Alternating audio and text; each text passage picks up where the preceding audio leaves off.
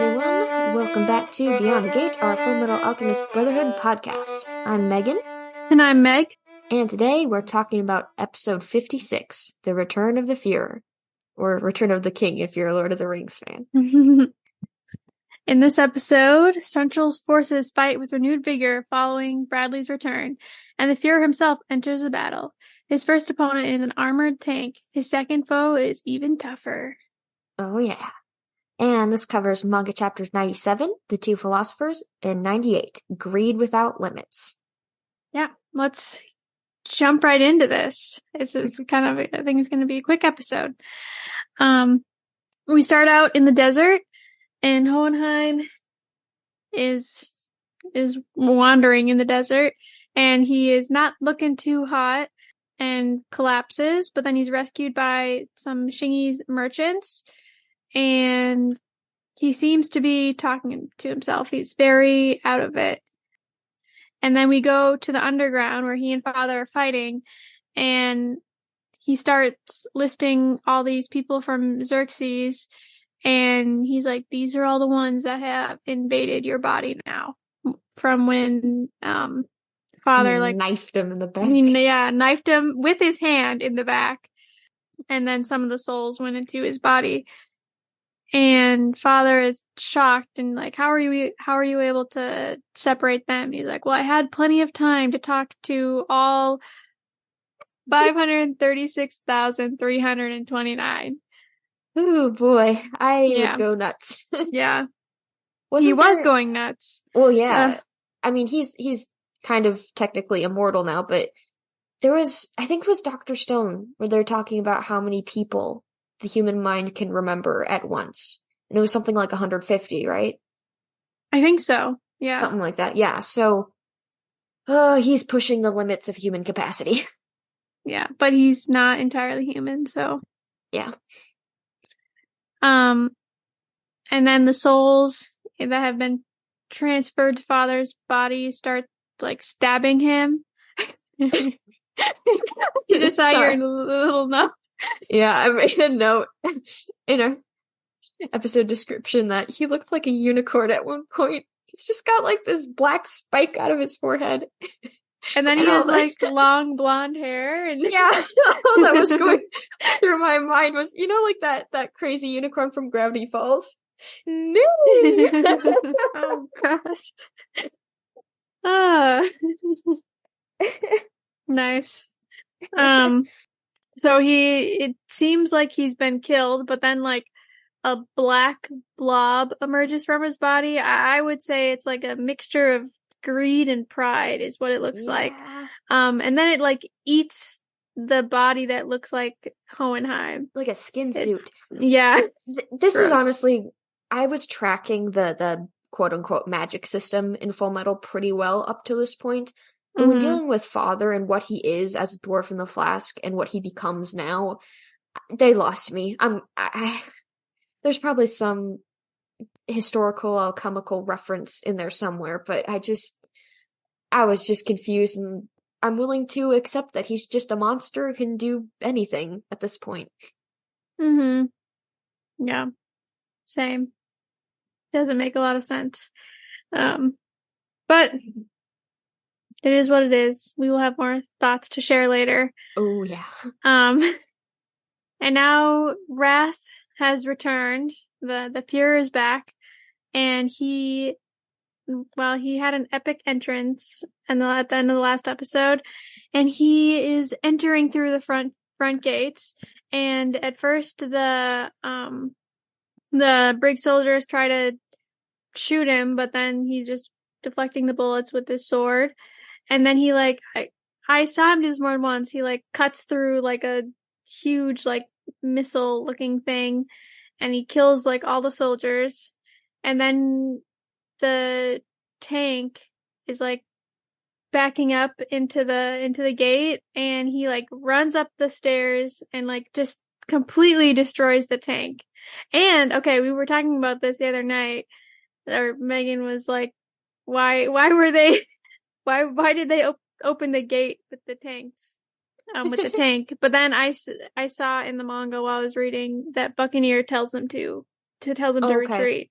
Yeah. So retreat and probably hold the front line because that's their best line of defense. So they need to have it in front of the Fuhrer at all times. Mm-hmm. Yeah. But still, we've said it before. We don't like the Fuhrer, but man, this is awesome. He's such a unit. Mm-hmm. Yeah, he's pretty cool. But then not so cool. He reaches where Buccaneer and Fullman are, and he stabs Buccaneer and destroys his automail. And he tells Fullman to open the gates, and Fullman is completely terrified. But he's not. He is crying, but he's not backing down. But Buccaneer is not done yet. He has wrapped the chain from his automail like around his hand and is ready to go again. But then Wrath is like, humans are so pathetic. They even when they've lost, they like don't give up. And then GreedLing cuts in and he's like, that's true, but I've always wanted to help out the underdogs. And we see him like sitting way up atop the palace. Oh man. Yeah. Yeah, one of the roofs. It's like tiered. But in the manga he says, getting carried away by your emotions is downright idiotic. But as irrational as they may be, I just can't bring myself to abandon those kind of people. And this is when we see that the Fuhrer's wife finds out that he's actually alive. And everybody at the radio station is like, woohoo, yeah, because they don't know that he's a homunculus and he's actually bad. And Mustang's men are like, all right, we're just gonna blame Briggs and General Armstrong on this coup, which I don't know how to, I mean, like, I get it, but I don't know. That's not exactly I don't think it's honorable. I don't agree with it. And I think a lot of Mustang's men don't agree with it either. But the thing is, they kind of backed themselves into a corner because they had to count on and assume that the Fuhrer is dead so that they could align themselves with him and be like, yes, we strive for his ideals. We side with this man the country respects and admires. So that makes us the good guys. We are here to stop a coup from happening in Central. And now that that's confirmed that, a coup is indeed in full progress, they have to be like, we're still the good guys. Yes, the coup is being led by General Armstrong. So plans are still the same. We're still thwarting the enemy. We're still coming out the good guys. Mm-hmm. Yeah. No, I get it. It was like, makes me a little queasy. I don't like it. Don't oppose General Armstrong. That's a good rule in general. It's a bad decision. And then we get, I don't know, I really liked the scene between Fury and Maria Ross, like basically talking about what we were talking about, that they're kind of stuck in a rough place right now, and their Central's gonna be on them soon, and what are they gonna do? I want more interactions between these guys. They're both young members of the military. I could see them being good friends. Yeah. We go back to the fight between now the Fuhrer and GreedLing. He jumps from like the up high where he was. It was pretty awesome. He's like, I've got a bone to pick with you. Both Greed and Ling do, so they're very ready to fight. And then we get a Ling's still there because he says hi to Fullman. I just gotta say, I love this whole scene. Like, okay, first of all, him jumping from that height and just like slamming into the ground like some superhero, awesome. But I just love the comedic timing of Ling and Greed switching out, because you can see the change in him. Like when he turns around to say hi to Fullman, his eyes, change. They're closed and like happy. Like he's got smiling eyes. He's perky. His voice is definitely higher and lighter because it's Ling, and his body language completely shifts. And then he turns back into Greed and it's all business again. Mm-hmm. Yeah. And he and the Fuhrer, they face off, and there's not much to say because the animation is amazing. I mean, it's incredible the whole time. I'll talk about it later. But in the manga, it's really great too. I mean, I love the still scenes the mangaka chose to draw. It kind of looks like GreedLing's doing some advanced hip hop moves as he's dodging the Fuhrer's sword. Mm-hmm. Yeah. And then Buccaneer tries to join in the fight. He attacks the Fuhrer, but he gets stabbed, but he gets stabbed in the abdomen, but then he holds on to the sword so that the Fuhrer can't pull it out. It's very impressive, and even the Fuhrer is impressed because he's like, "You've got some impressive abs." I'll say, I mean, maybe that wasn't his plan, but once he did get stabbed, it's like, I'm not letting you have this sword back. It's mine now. Mm-hmm. You're not Yep. going to use this to hurt anyone else. But then the Fuhrer grabs two knives and is gonna do some dual wielding. You were like, yeah, oh no. Yeah. I think it's cool. And the Central Soldiers, now that the Fuhrer is back, they're working on retaking the main gate. And Fullman is freaking out. He's like, what do I do? They're coming. And Greed's like, I'm busy. You figure it out. And then they move the tank or not the tank, machine guns. Yep, to the top of the stairs and start shooting down, which I don't know if it happens later, but that did not happen in the manga. Maybe it does happen later. Yeah. I read a little bit ahead and I didn't see anything, so. Yeah, but not that I can remember anyway. They kind of have the advantage because the soldiers can't get up the stairs. They're just getting totally annihilated. And then at the bottom of the stairs, we see a bunch of colored smoke, and the music starts, and someone's coming. All the Central Soldiers get taken out, and someone runs up the stairs, avoiding the bullets. And then we see that it's Fu. He charges in and attacks Wrath. And GreedLing's like, oh, thanks for coming. And Fu's like, I'm only here to protect the prince. And then in the last scene, he realizes that he is face to face with the person who took Lan Fan's arm. So we know that we are in for a good fight. Oh yeah.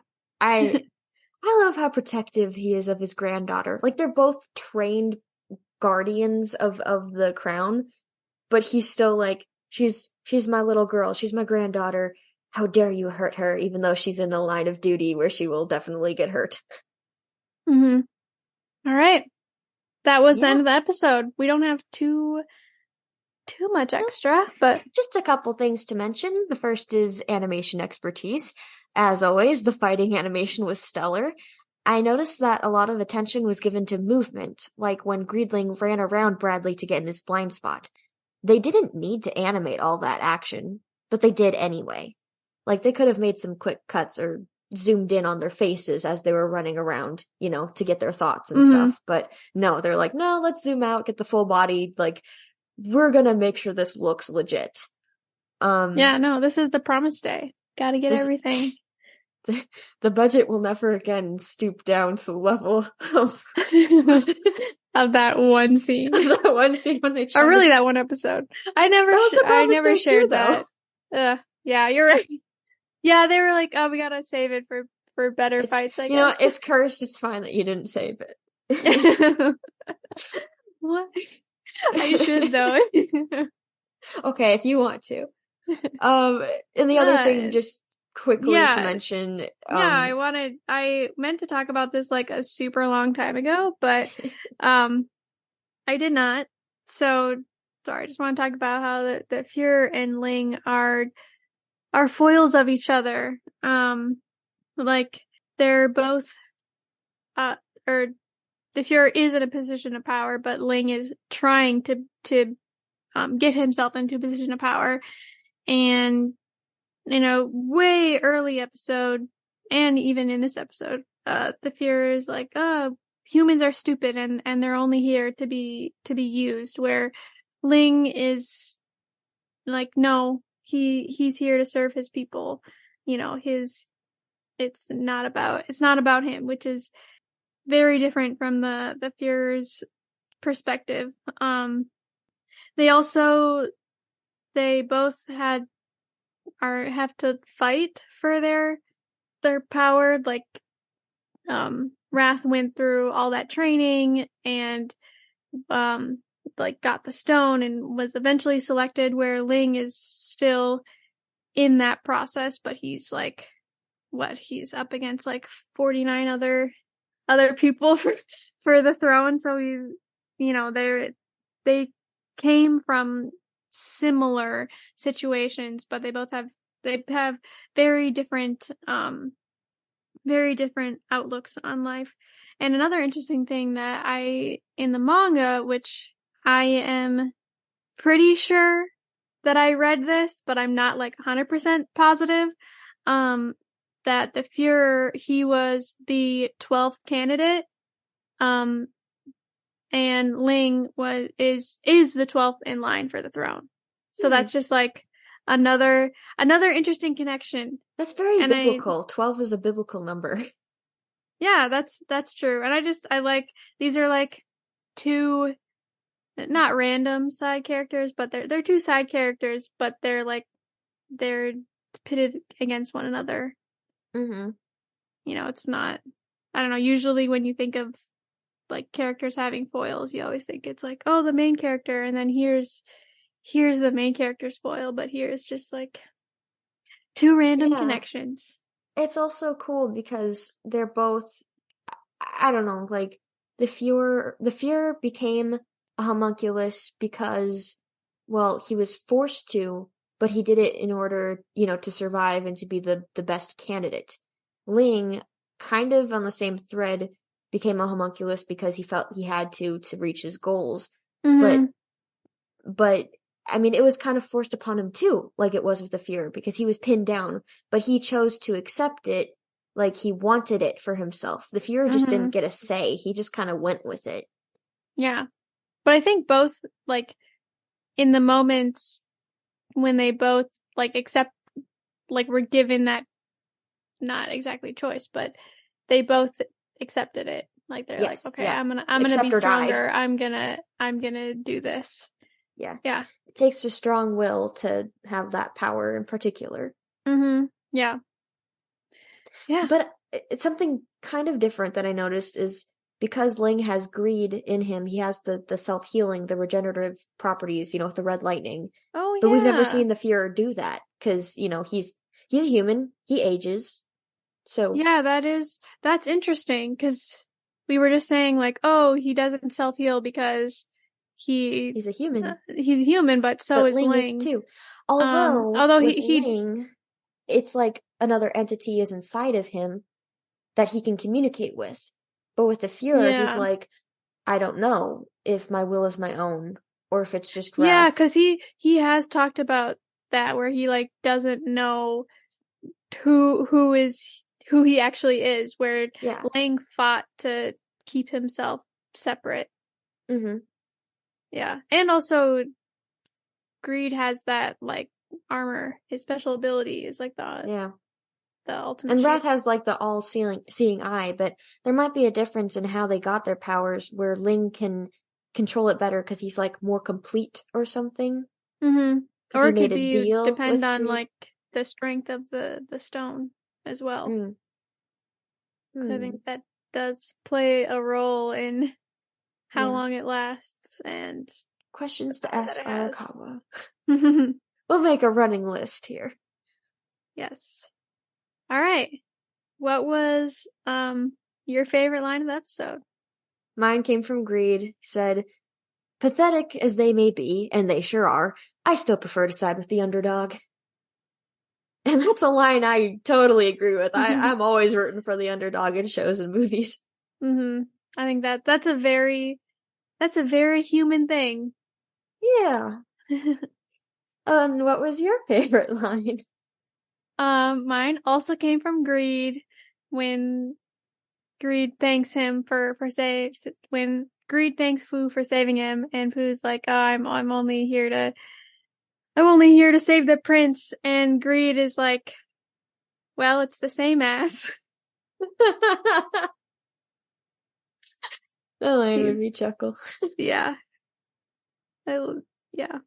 Greed is, I think, my favorite quote unquote villain in the show. I like the sassy ones. Mm-hmm. Yeah. All right, and then what did we learn in this episode?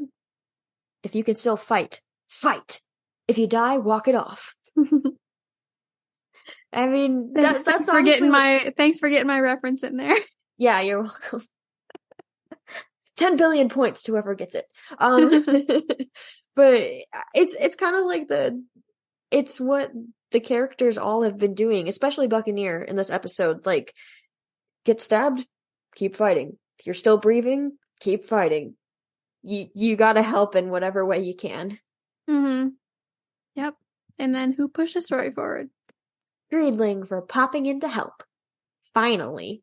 Right? He was definitely the first one to Central, because he like ran off right away after the fight with Pride in the woods, and yet he shows up right now. Yeah.